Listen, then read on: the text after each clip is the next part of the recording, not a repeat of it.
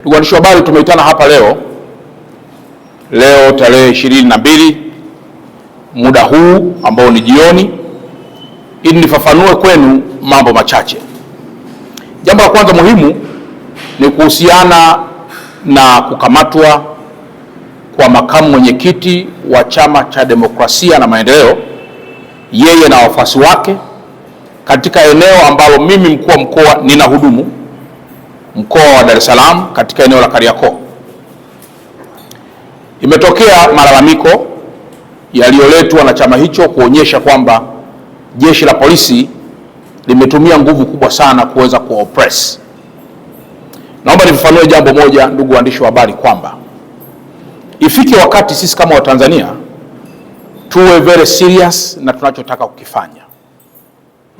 Mkoa wa Dar es Salaam ni moja ya mikoa very sensitive, na kwamba huwezi kuamua kila mahali kuwa ni eneo la siasa la kufanyia mikutano ya hadhara.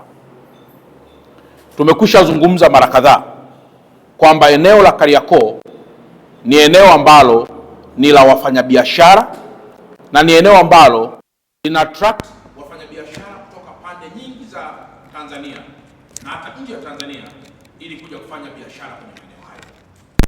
Muda mwingi maeneo hayo yanakuwa na misongamano, na tunatumia nguvu kubwa sana pia kuweza kulinda raia na mali zao ili kuhakikisha wanafanya biashara katika mazingira rafiki na mazingira ambayo hayataharibiwa na jambo lolote.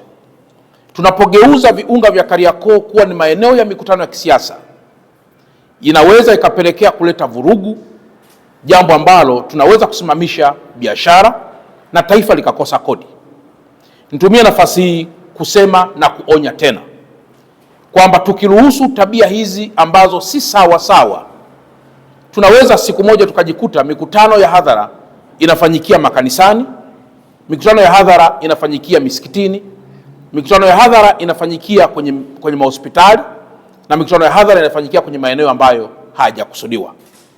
Naomba nitoe rai kwa viongozi wote wa vyama vya siasa kwamba tunapozungumzia umuhimu wa kulinda maslahi ya taifa letu tunamaanisha, na tunapozungumzia umuhimu wa kukabiliana na masuala yoyote yanayoharibu amani ya taifa letu tunamaanisha. Na kwa mantiki hiyo, muda sio mrefu tutatoa taarifa rasmi kuhusiana na maeneo yote ya msingi ambayo hayaruhusiwi hata kidogo kuweza kufanyia mikutano ya hadhara. Mojawapo ni maeneo sensitive kama haya ya Kariakoo, ambayo huwezi kuamua kufunga barabara kwa sababu ya mkutano wa hadhara. Tukifanya namna hiyo, tutakuwa tunajichelewesha pamoja na kutengeneza sifa za kijinga ambazo hazitastawisha taifa letu. Niendelee tena kuonya, na nimeambiwa kwamba tarehe 24 bado kuna watu wanaendeleza kauli mbiu ya kwamba watakinukisha.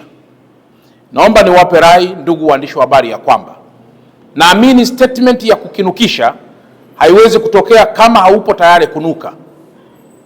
Statement ya kukinukisha haiwezi kutokea hata kidogo kama haupo tayari kunuka. Naomba niendelee kuonya baadhi ya Watanzania wachache ambao wamealikwa au kuja katika mkoa wa Dar es Salaam, na ambao wachache wamekwisha anza kufika na kulala kwenye baadhi ya mahoteli. Moto wa kisheria utashuka kwa nguvu zote dhidi ya wale wengi au wachache watakaodhamiria kuharibu hata kwa namna ndogo sana amani ambayo imekwisha jengwa ndani ya mkoa wa Dar es Salaam.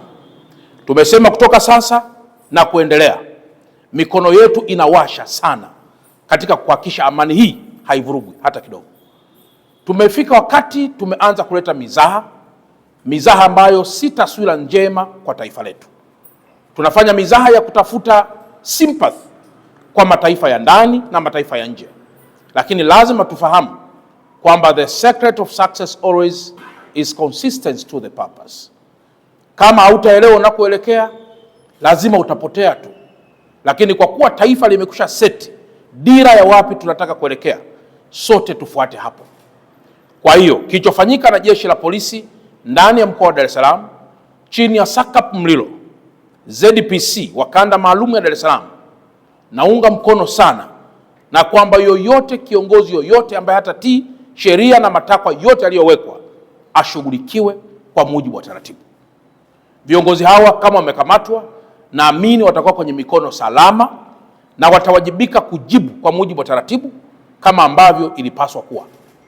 Na kama inawezekana kwa mtu yoyote ambaye anaona ni muhimu kuja kufanya vurugu kwenye ndani ya mkoa wa Dar es Salaam, tunampatia muda akafanye vurugu kwenye mikoa au nyumbani anakotokea. Kamwe asiharibu amani ya mkoa wa Dar es Salaam.